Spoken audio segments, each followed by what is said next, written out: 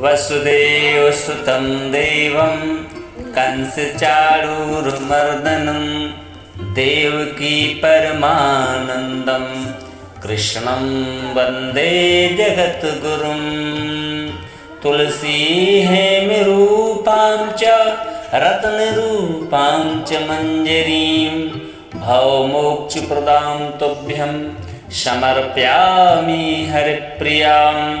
तुलसी महारानी नमो नमो, हरि की पटरानी नमो नमो। धन तुलसी पूर्ण तप कीनो, सालिग्राम बनि पटरानी।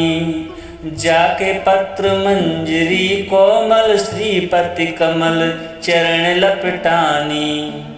हरि की पटरानी नमो नमो, तुलसी महारानी नमो नमो। हे जग कल्याणी नमो नमो। ओम नमो भगवते वासुदेवाय। श्री तुलसी देव्यै नमः। आप सभी भक्तों को देव उठनी एकादशी एवं तुलसी विवाह की बहुत बहुत हार्दिक शुभकामनाएं।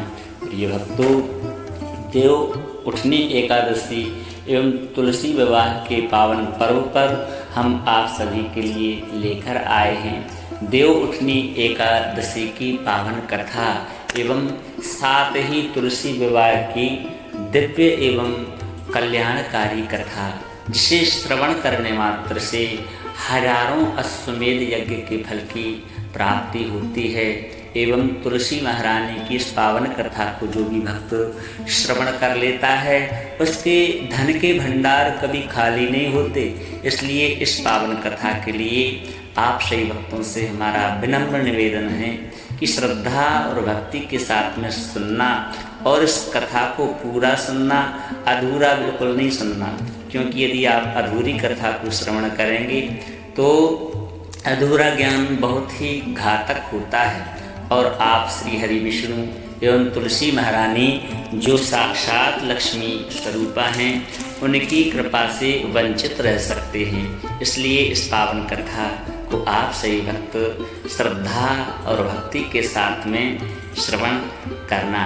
आइए श्रवण करते हैं। देव उठनी एकादशी पर भगवान विष्णु के स्वरूप श्री शालिग्राम जी और माता तुलसी के पवित्र मिलन का आयोजन किया जाता है।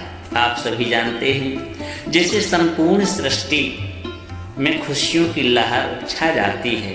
इस अवसर पर भक्तगण तुलसी मैया के साथ में भगवान श्री शालिग्राम का विवाह करते हैं और इस महान पुण्य को अर्जन करते हैं। कहा जाता है कि तुलसी मैया का विवाह जो भी भक्त शालिग्राम भगवान के साथ में करते हैं उसे सैकड़ों कन्यादान के फल का लाभ सहजता से ही प्राप्त हो जाता है। इसलिए इस पुण्य को अवश्य हमको कमाना चाहिए। भक्तगण तुलसी जी के विवाह के माध्यम से अपनी भक्ति को नवजीवन देते हैं। तुलसी माता के साथ श्री शालिग्राम भगवान जी का आशीर्वाद भी प्राप्त करते हैं। तो आइए श्रवण करते हैं तुलसी विवाह की इस दिव्य और अनोखी कथा के लिए। तुलसी विवाह के इस पवित्र प्रसंग के हर पहलू को जानकर अपने जीवन में भक्ति और प्रेम का संचार करते हैं। तो प्रेम से बोलिए श्री गणपति महाराज की जय, श्री शालिग्राम भगवान की जय, तुलसी महारानी की जय। तुलसी विवाह की कथा के अनुसार सावर्ण मुनि की पुत्री तुलसी अपूर्व सुंदरी थी। उनकी इच्छा थी कि उनका विवाह भगवान श्री हरि नारायण के साथ में हो। इसके लिए उन्होंने नारायण पर्वत की घाटी में जो बद्रीनाथ में स्थित है बद्री वन में घोर तप की। दीर्घकालीन तक तपस्या के बाद में ब्रह्मा जी ने प्रसन्न होकर के उन्हें दर्शन दिए और वरदान मांगने को कहा। तब तुलसी जी ने कहा कि हे सृष्टिकर्ता ब्रह्मदेव, आप यदि हमारे ऊपर प्रसन्न हैं तो आप तो जानते ही होंगे कि हमारे मन में क्या चल रहा है। फिर भी मैं आपको अपनी इच्छा बताती हूँ मैं चाहती हूँ कि भगवान श्री जगत के पालनहार नारायण मुझे पति के रूप में प्राप्त हों। तब ब्रह्मा जी ने कहा कि तुम्हारा मनोरथ अभीष्ट तुम्हें अवश्य ही मिलेगा, क्योंकि तुमने इतना तप किया है और तप का फल कभी झुटलाया नहीं जा सकता, वो तो मिल करके ही रहता है। अपने पूर्व जन्म में किसी अपराध के कारण तुम्हें श्राप मिला है, इसी कारण से भगवान श्री नारायण के एक पार्षद को भी दानव कुल में जन्म लेने का श्राप मिला है। दानव कुल में जन्म लेने के कारण भी उसमें नारायण का अंश विद्यमान रहेगा।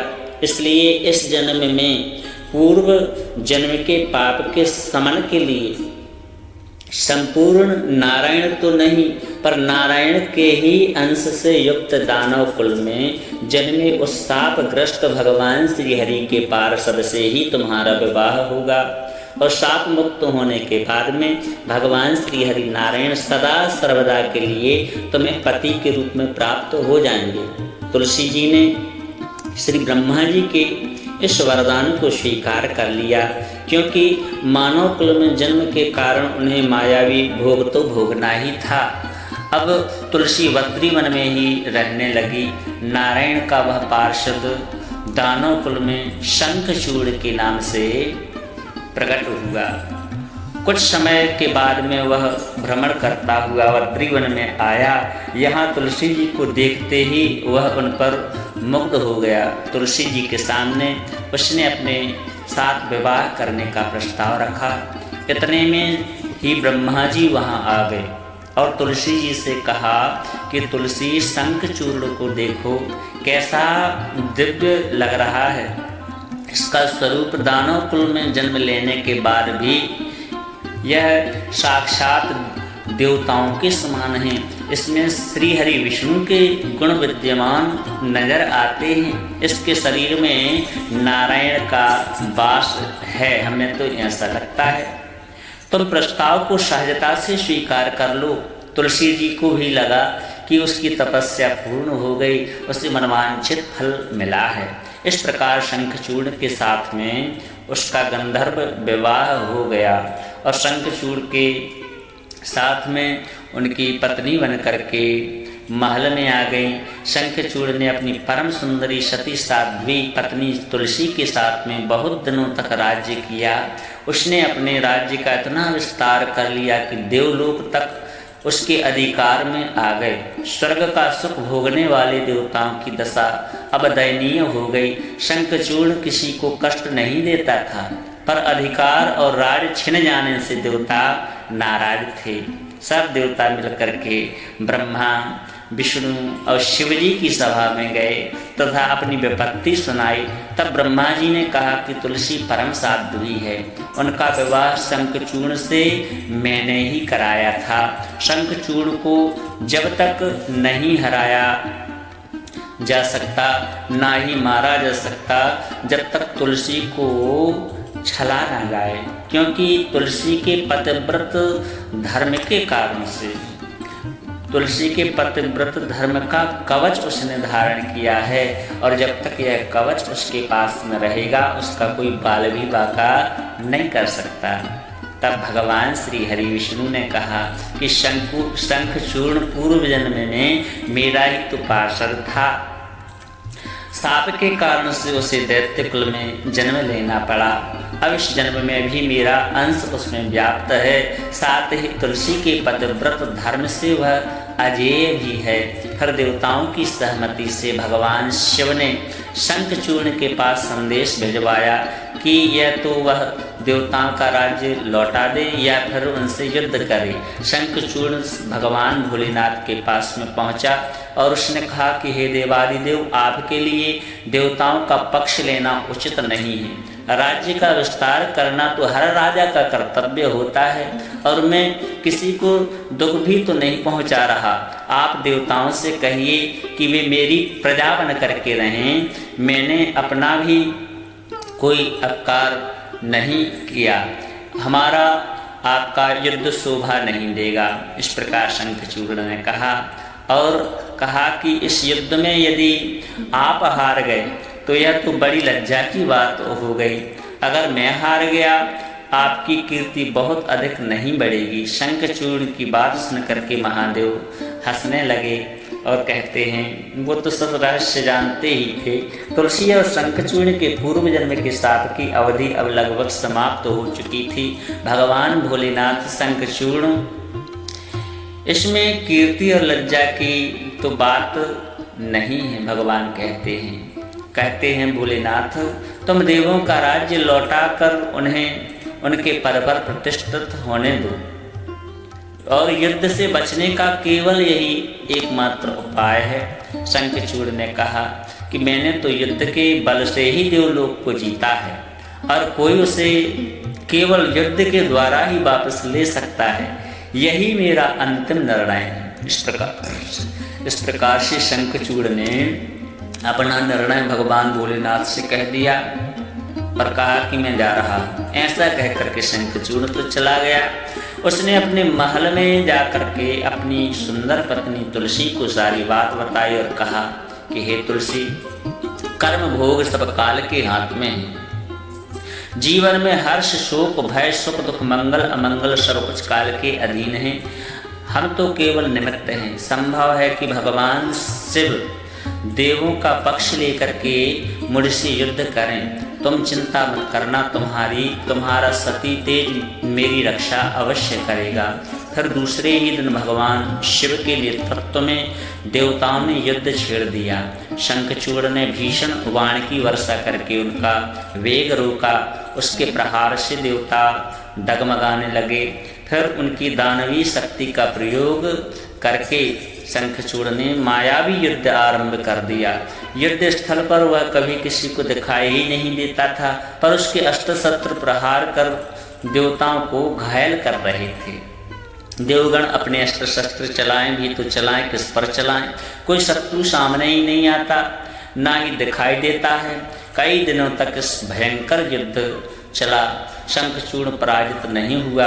तब भगवान शिव ने श्री हरि विष्णु से कहा कि हे हरि, कुछ उपाय करो, अन्यथा मेरा तो सारा इस मिट्टी में मिल जाएगा। तब भगवान श्री हरि विष्णु ने सोचा, बल से तो शंखचूर्ण को हराया नहीं जा सकता, इसलिए अब छल का सहारा लेना पड़ेगा।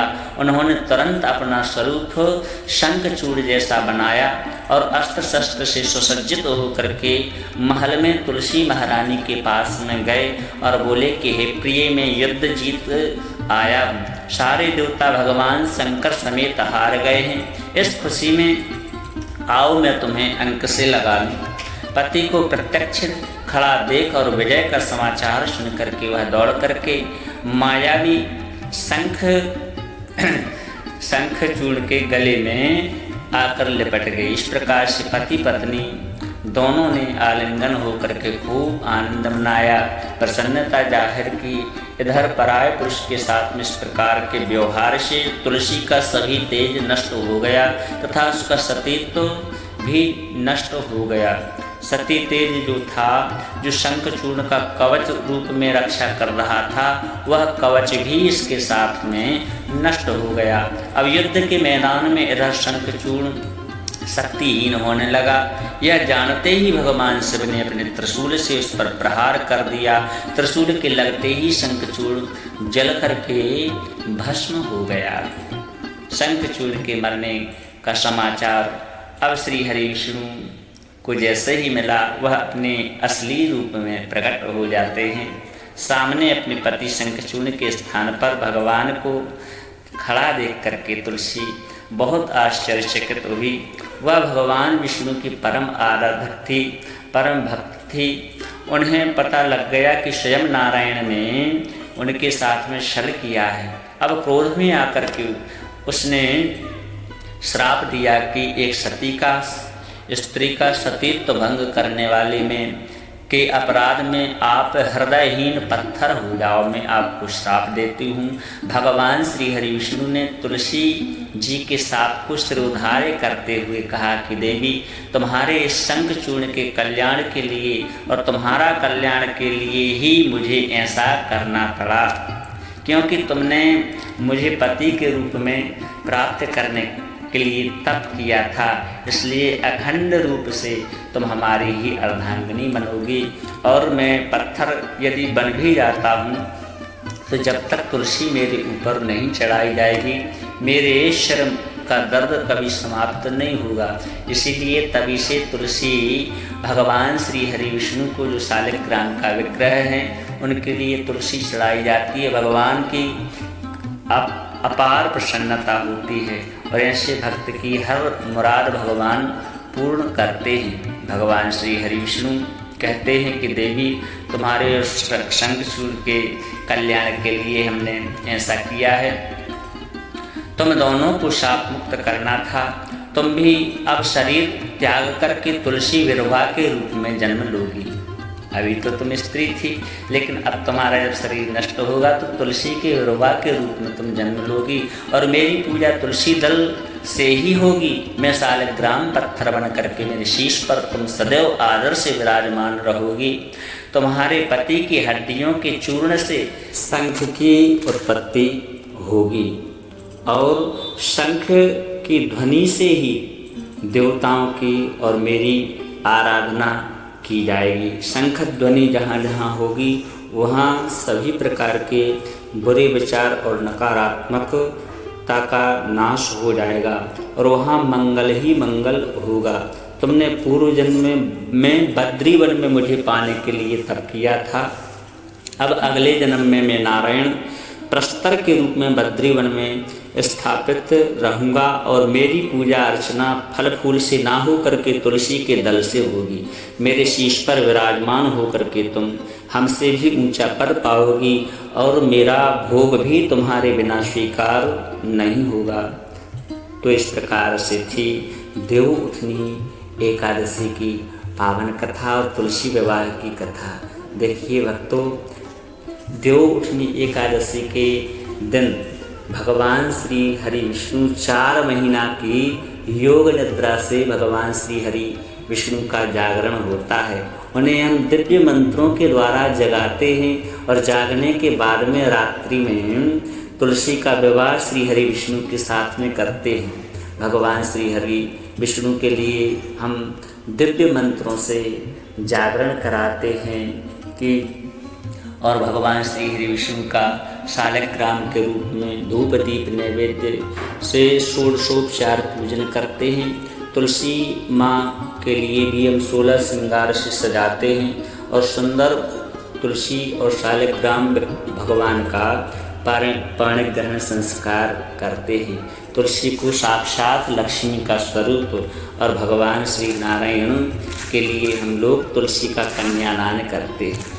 तुलसी के साथ में जो शालिग्राम भगवान का कन्यादान करता है उसे कई कन्यादान के फल की प्राप्ति होती है।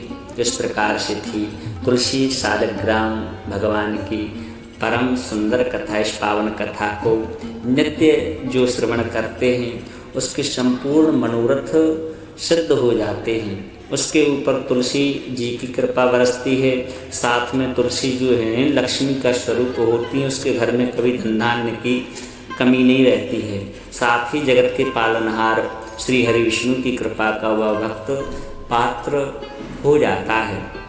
तुलसी की इस प्रकार से अनोखी महिमा है। तो इस कथा यदि अच्छी लगी हो तो वीडियो को दिल से लाइक करें, साथ ही चैनल को सब्सक्राइब करें और कमेंट में जय श्री लक्ष्मी नारायण, जय तुलसी महारानी अवश्य लिखें।